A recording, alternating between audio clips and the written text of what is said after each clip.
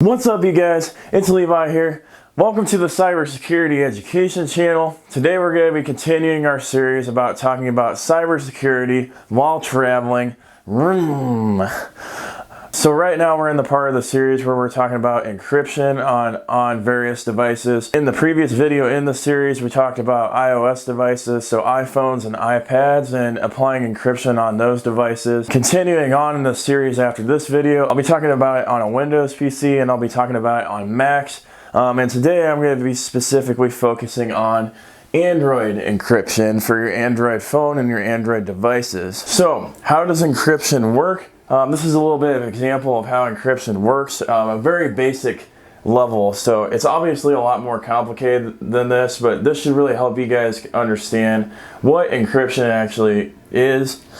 So let's pretend like this is your Android phone and it's unencrypted, and this represents your entire phone.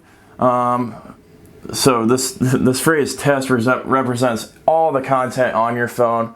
Obviously there would be multiple files and things like that, but we're doing this at a very basic level. So it's just test. So when you if you took the drive out of your phone and plugged it into another device, that device, you're going to be able to read it. You're going to be able to read it. It's not going to be garbled up or anything like that. You're just going to be able to straight see all the information on that device. Versus encrypted here, that information gets scrambled based on a key that is set up.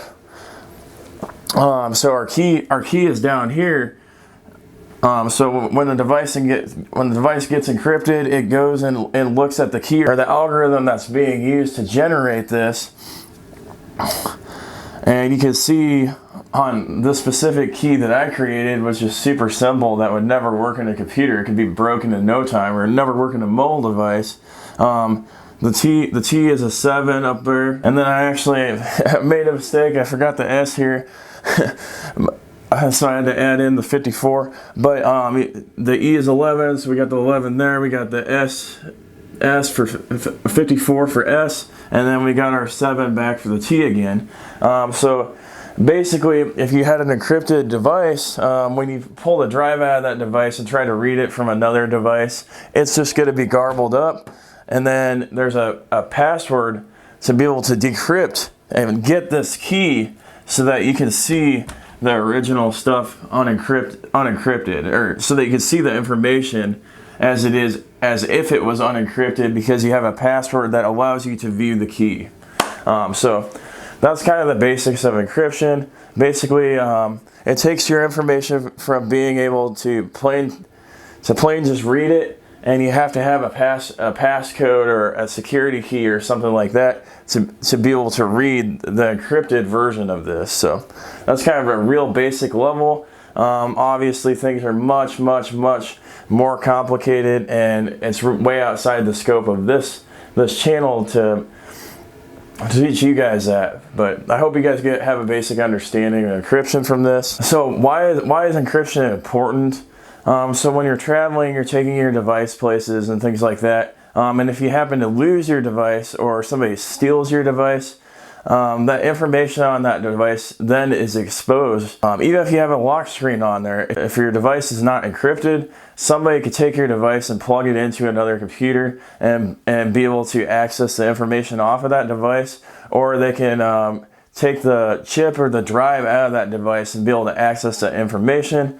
By encrypting your device, you're making it so that they have to crack a password, they have to break the encryption scheme, or they have to find another ability to be able to bypass the encryption, to bypass the encryption mechanism. Encryption is super important when you're traveling, because if you lose your device, it takes out the worry. It takes out the worry of, oh my gosh, somebody could be accessing my information. As long as you had as long as you had a good password that was 15 characters or longer, and you follow my password policies that I've talked about before in a previous video that I'll tag up above here. Yeah, just having encryption, it just gives you a peace of mind. If you lose your device, you don't have to worry about it as much. Somebody can still get into your device, but like I talked about before on this channel, you want to make things as difficult as possible. So the amount of effort that it would take for somebody to go and decrypt that device or find ways to get around the encryption would be a lot more than if you didn't encrypt the device. And unless you're dealing with unless you're dealing with somebody that's specifically after you, or like a nation state hacker or something, or you're high profile, the odds of somebody breaking into your encrypted device are pretty slim. They're a lot slimmer than if you had no encryption on your device at all. All right, so how does encryption apply to Androids? Basically, most of the phones that are 2016 and newer, at least from what I've read, they all have encryption enabled on them already. Especially the Google Pixel phones, I can tell you for sure that those have encryption enabled on them. The key on these phones that are 2016 and newer, you absolutely need to make sure you have a lock screen password.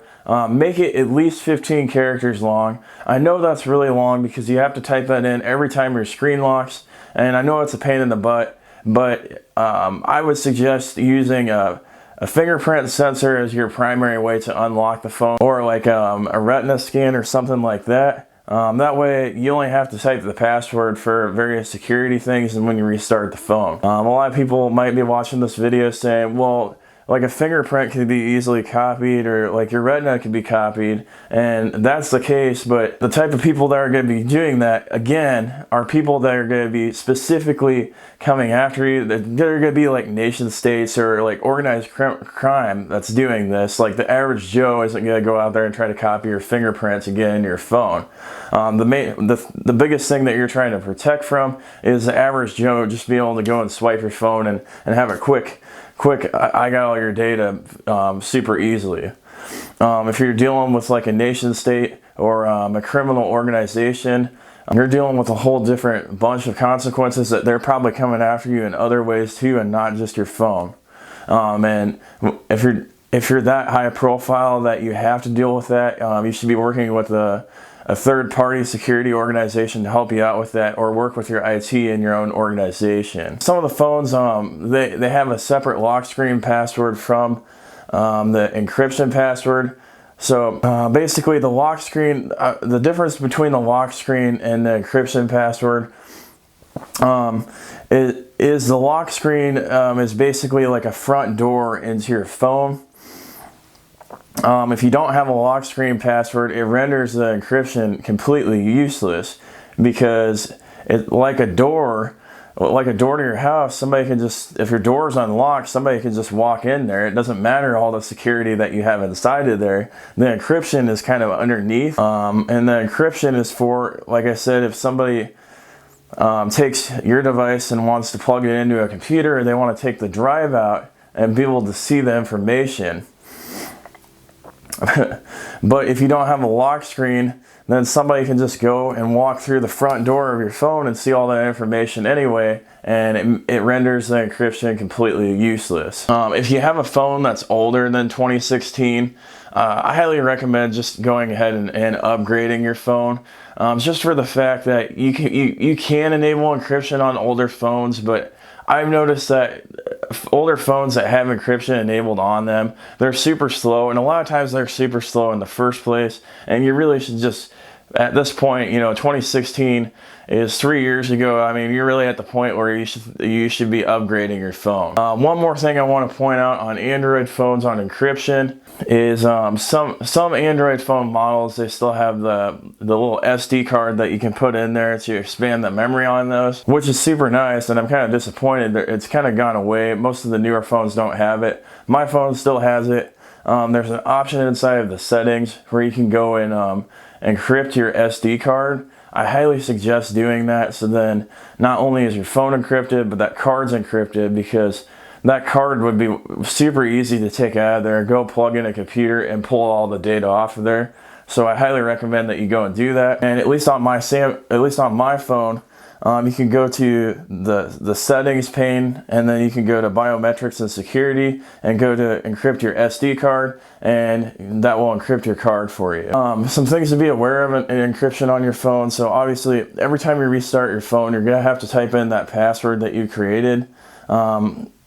which should match your lock screen on the newer phones anyway. I think on some of the older phones, the lock screen password might be different than the encryption password. But if you forget that password, the only way to get your data back on your phone is to do a factory reset on it. So you'd want to make sure that you remember that password. Like if you have to put it in a password vault, like such as LastPass or something like that, you might want to do that. But you really want to remember it anyway, because you might have to use that to unlock your phone if your fingerprint or your iris scan doesn't work. So, but make sure you're making that password difficult, like 15 characters or longer, my recommendation. And then at least on my phone, I'm not sure if it's the case on all phones, like if you type the password wrong 10 times, it'll wipe your device. So that's something you gotta be careful with. Like if you have kids or something, you might want to be careful with them typing on your phone screen and accidentally resetting your device. So yeah, that's everything that you need to know about Android encryption.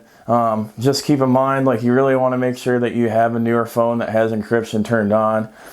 So that way your information is protected when you go out and travel, and you can lose your device and you don't have to worry about all your precious photos and everything, and messages and things like that, and private information about you getting out there that you don't want to be out. It's all about making things as difficult as possible for somebody to be able to get into your devices, and by having encryption on, it's just one more layer somebody has to go through to try to get into your device.